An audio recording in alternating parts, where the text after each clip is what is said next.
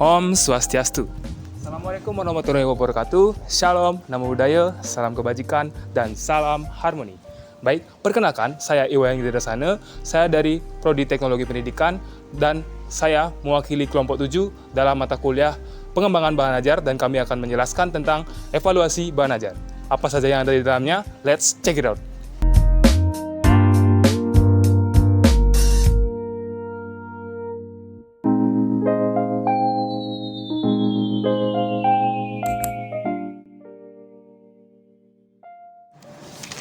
Baik, sebelum lanjut ke materi, izinkan saya selaku moderator untuk memperkenalkan anggota dari kelompok 7. Nah, yang pertama yaitu saya sendiri, Iwayan Gidersana dengan NIM 2211021001.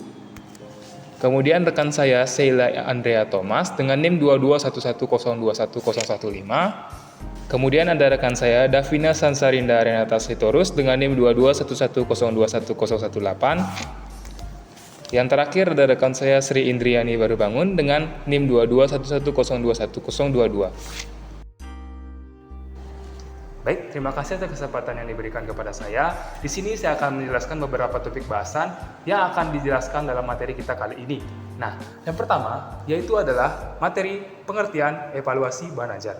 Nah, yang kedua yaitu adalah jenis evaluasi bahan ajar. Dan kemudian yang ketiga yaitu adalah pentingnya evaluasi bahan ajar. Dan yang keempat yaitu adalah komponen evaluasi bahan ajar. Baik, untuk materi yang pertama yaitu pengertian evaluasi bahan ajar akan dijelaskan oleh rekan saya, rekan Davina. Untuk kesempatan saya persilakan. Pengertian evaluasi bahan ajar. Evaluasi merupakan langkah dalam proses pembelajaran yang tidak dapat dipisahkan dari kegiatan mengajar. Menurut National Center for Competency-Based Training pada tahun 2007, bahan ajar adalah segala bentuk materi yang digunakan oleh guru atau instruktur dalam proses pembelajaran di kelas. Dapat ditarik kesimpulan bahwa evaluasi bahan ajar merupakan tahap penting dalam mengumpulkan tanggapan dari berbagai pihak terhadap materi pembelajaran yang akan dikembangkan.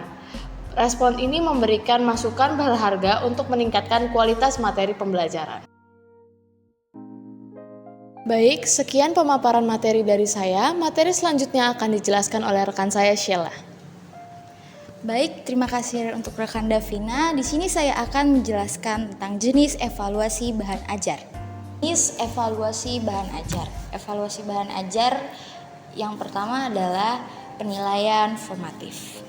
Penilaian formatif merupakan aktivitas guru dan siswa yang dimasukkan untuk melihat kemajuan belajar pada siswa. Penilaian ini merupakan umpan balik untuk menyempurnakan program pembelajaran, sehingga dapat mengetahui dan dapat mengoreksi kesalahan yang akan diperbaiki. Kedua adalah penilaian sumatif.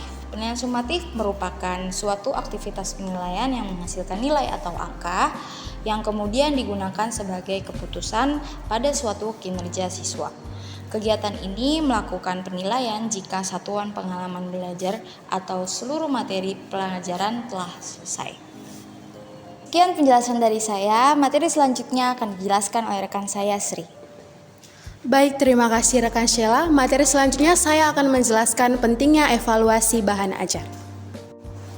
Seberapa pentingkah evaluasi pada bahan ajar? Evaluasi bahan ajar sangat esensial karena membantu tenaga pendidik menilai efektivitas penggunaan materi pelajaran.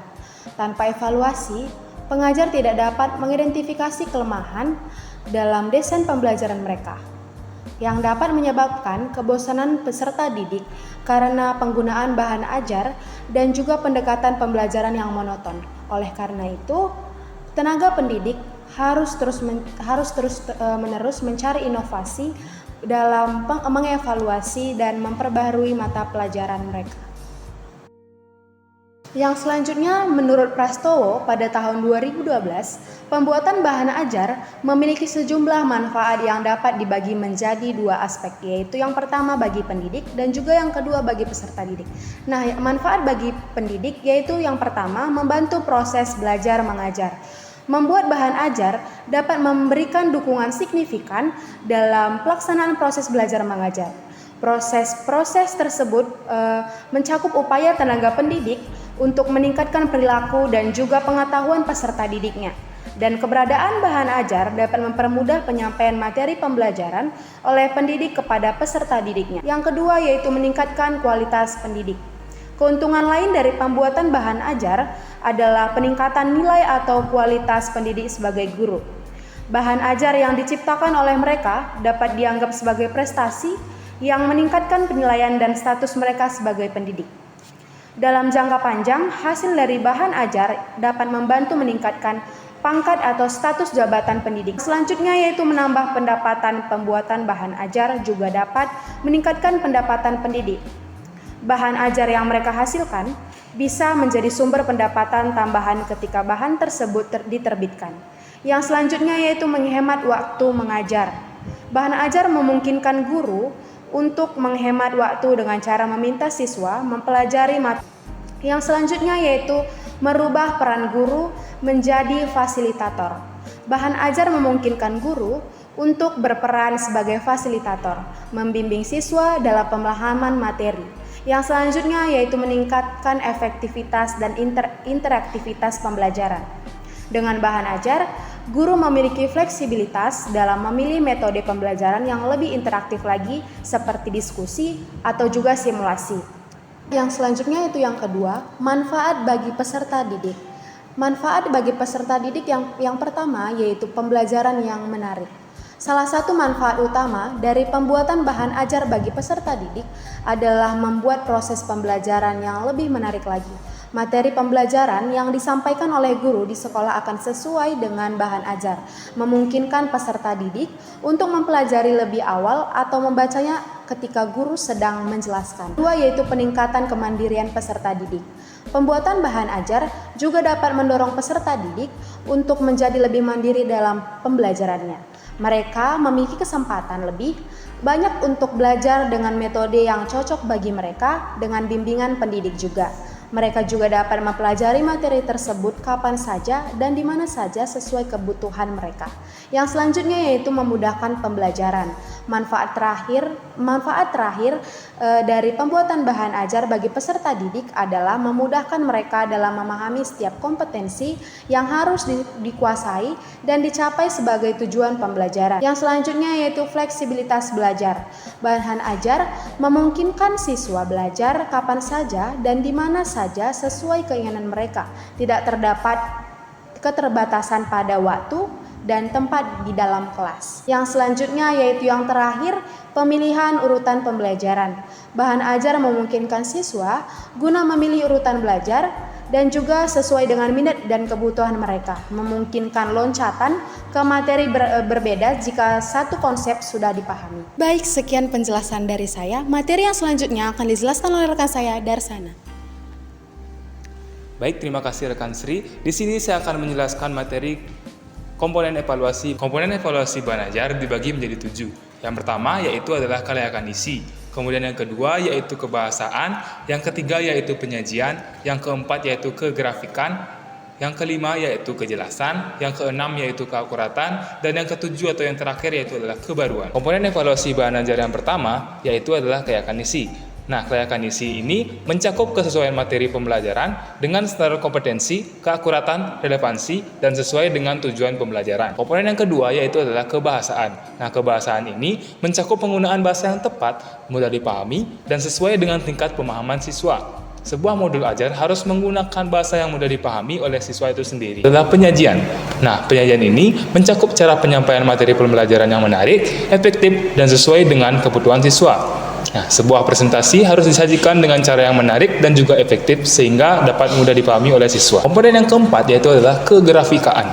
Nah, kegrafikaan ini mencakup penggunaan gambar, tabel, dan grafik yang dapat membantu siswa dalam memahami materi pembelajaran lebih jelas. Baik, komponen selanjutnya yaitu adalah kejelasan. Nah, kejelasan ini mencakup kemampuan bahan ajar untuk menjelaskan konsep secara jelas dan mudah dipahami oleh siswa. Nah, sebuah modul ajar harus dapat menjelaskan konsep secara jelas dan mudah dipahami oleh siswa itu sendiri. Selanjutnya yaitu adalah keakuratan. Nah, keakuratan ini mencakup kebenaran informasi yang disajikan dalam bahan ajar. Nah, sebuah buku pelajaran harus memuat informasi yang akurat dan juga benar demi mendapatkan informasi yang diinginkan oleh siswa.